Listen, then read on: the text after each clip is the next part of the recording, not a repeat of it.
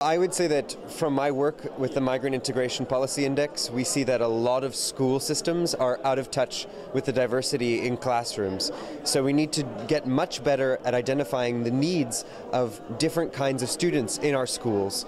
Not just immigrants or people of an immigrant background, but all kinds of kids. We need to be able to identify what do they need to know, what are the challenges they have in school or at home, and how can we identify and then address those needs in the classroom.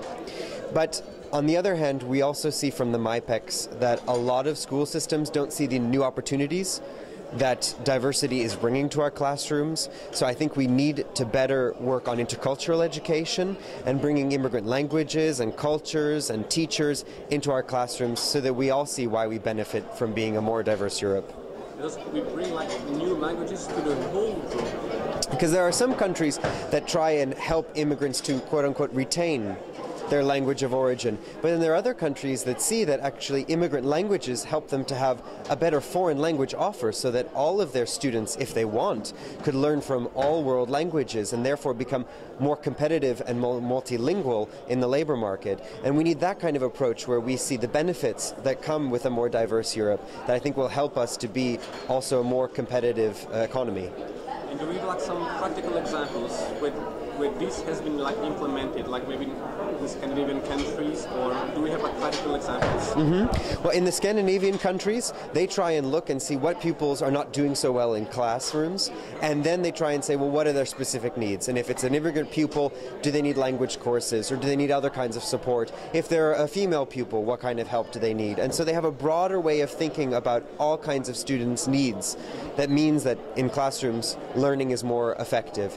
But you could also take some examples from, say, Canada or Australia, where their approach to multiculturalism means that in classrooms they want to see what all students can bring to the table.